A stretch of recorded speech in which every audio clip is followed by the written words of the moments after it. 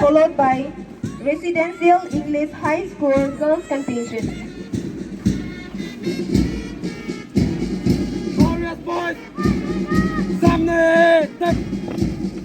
Followed by Hamrin Government Higher Secondary School Girls Contingent.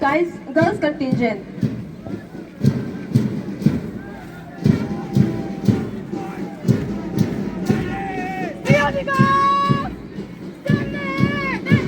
Followed by Church of God English High School Boys Contingent.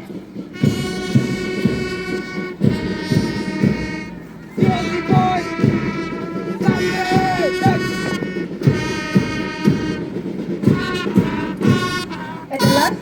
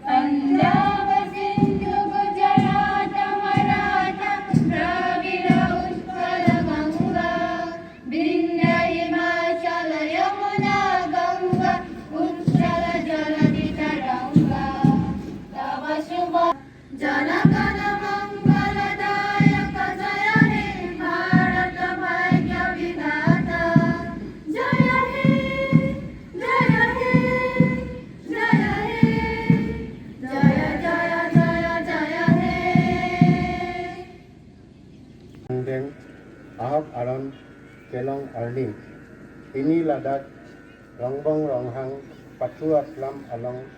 Katlon Pon Along Nang Kasetong Dun Keti Keding Sarfi Sarfu Riso Ezang Keti Keti Aklim Angkar Kedo An Aphanta Nelihin Pen Ning Atlong Pen Ning Kangsam Akardam Pajilo Ate Nang Litum Aningkan Bangsitam Nang Sirap Nang Seto Bidi Sore Lapen Ardi Nang Kepi Dunvar Ajoksi Mesen Pen Sunpon Bom Lo Lapen Neli Sitam Nang Litum Asontin Asai Amo Keklem Kedam Kedo An Along Sitam Unan Nang Sirap Nang Sito Dunvar Ji Lapen Longri Longrat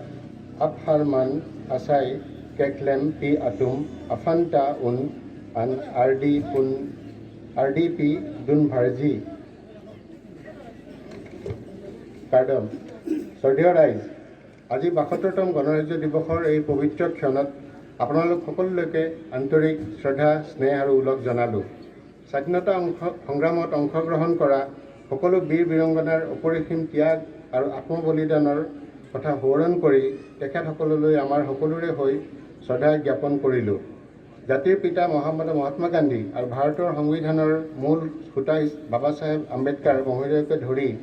সংবিধান সভাৰ সকলো সদস্যক আমি শ্ৰদ্ধা আৰু কৃতজ্ঞতাৰে সোঁৱৰিছোঁ সাৰ্বভৌম গণৰাজ্য ৰূপে ভাৰতবৰ্ষ ইতিমধ্যে ৭১টা বছৰ অতিক্ৰম কৰিছে সমগ্ৰ বিশ্বতে ভাৰতবৰ্ষ এখন অগ্ৰণী প্ৰগতিশীল গণতন্ত্ৰ ৰূপে স্বীকৃত হৈছে উন্নয়নশীল বহু ৰাষ্ট্ৰৰ বাবে আজি ভাৰতবৰ্ষ এক প্ৰেৰণাৰ প্ৰতীক আমাৰ গণতান্ত্ৰিক শাসন ব্যৱস্থাৰ লগতে সামাজিক অৰ্থনৈতিক ক্ষেত্ৰত লাভ কৰা সাফল্যসমূহে বিশ্বৰ বিভিন্ন প্ৰান্তৰ অসংখ্যজনক উদ্বুদ্ধ কৰি আহিছে ভাৰতবৰ্ষৰ সূৰ্য উঠা পূব দিশৰ আমাৰ শ্যামলী অসমেও বিভিন্ন ক্ষেত্ৰত দুপদুপে প্ৰগতিৰ জখলাৰে উঠাবলৈ সক্ষম হৈছে যোৱা ৪টা বছৰত ৰাজ্যখনে বিভিন্ন ক্ষেত্ৰত সফলতা লাভ কৰিছে এই শিক্ষা যোগাযোগ স্বাস্থ্য আন্তঃগাঁথনিত আমাৰ ৰাজ্যই লাভ কৰা অগ্ৰগতিৰ খতিয়ান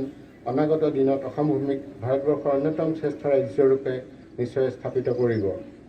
মুখ্যমন্ত্ৰী সাহায্য পুঁজিৰ অধীনত ব্যয়বহুল চিকিৎসাৰ প্ৰয়োজন হোৱা সংকটজনক অৱস্থাত থকা ব্যক্তিক বিত্তীয় সাহায্য হোৱাৰ প্ৰয়োজন হোৱা বয়সস্থ লোক, শাৰীৰিকভাৱে অক্ষম লোক আৰু বানপানীৰ নিচিনা প্ৰাকৃতিক দুৰ্যোগৰ দ্বাৰা আক্ৰান্ত হোৱা লোকসকললৈ চৰকাৰে 2016 চনৰ মে' মাহৰ পৰা 2020 চনৰ ডিচেম্বৰ মাহলৈকে 30,064গৰাকী ব্যক্তিলৈ সাহায্য হিচাপে 59.74 কোটি টকা প্ৰদান কৰিছে। অসম চৰকাৰে চলিত বৰ্ষত 1,01,491টা খিলঞ্জীয়া ভূমিহীন পৰিয়াললৈ ভূমি পট্টা আৰু আবণ্টন প্ৰমাণপত্ৰ প্ৰদান কৰিছে। আৰু এই জানুৱাৰী মাহতে আমাৰ মাননীয় প্ৰধানমন্ত্ৰী মহোদয়ে আনুষ্ঠানিকভাৱে 1 লাখ লোকলৈ 1 লাখতকৈ অধিক লোকলৈ এই পট্টা বিতৰণ কৰিছে আৰু পৰৱৰ্তী সময়ত কমেও আৰু 1 লাখ লোকক এনে পট্টা দিবৰ বাবে চৰকাৰে লক্ষ্য স্থাপন কৰিছে। চৰকাৰে 2019-20 বৰ্ষত আৰ্থিকভাৱে পিছপৰা শ্ৰেণীৰ নতুনকৈ বিয়া হোৱা ছোৱালীসকললৈ সামাজিক আৰু অৰ্থনৈতিক সুৰক্ষা প্ৰদানৰ উদ্দেশ্যে অৰুন্ধতী নামৰ এখন আঁচনি পঞ্জীয়ন কৰিছে। এই আঁচনিৰ অধীনত বিশেষ বিবাহ আইন 1994 অধীনত বিবাহ পঞ্জীয়ন কৰা নৱবিবাহিত কন্যাসকললৈ সোণ কিনিবৰ বাবে 40,000 টকাকৈ বিত্তীয় সাহায্য লাভ কৰিব। আমাৰ জিলাখনৰ চুকে কোণে থকা বিভিন্ন ব্যক্তিসকলক এই আঁচনিৰ সুবিধা ল'বলৈ আমি ইয়াৰ দ্বাৰাই অনুৰোধ কৰিলোঁ। 6খন স্বায়ত্তশাসিত পৰিষদৰ উদ্যোগত বিভিন্ন জনগোষ্ঠীৰ উন্নয়নৰ বাবে 19-20 বৰ্ষত 23,198 লাখ টকা ব্যয় কৰা হৈছে আৰু 20-21 বৰ্ষত এই টকা 27,122 লাখ টকালৈ বৃদ্ধি কৰা হৈছে। শ্ৰদ্ধেয় ৰাইজ, জাতি, মাটি আৰু ভেটি ৰক্ষাৰ বাবে সংকল্পবদ্ধ বৰ্তমানৰ ৰাজ্য চৰকাৰে ৰাজ্যৰ সৰ্বাংগীন বিকাশৰ বাবে যোৱা 4টা বছৰত অহৰহ যৎপৰোনাস্তি চেষ্টা অব্যাহত ৰাখিছে। অসম আৰু অসমীয়াৰ সক্ৰিয়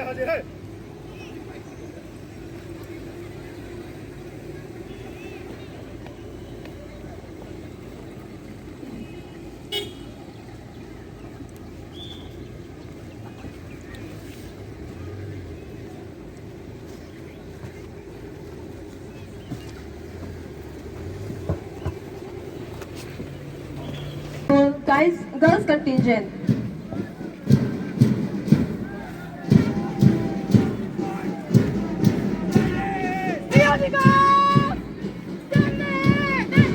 Followed by Church of God English High School boys contingent.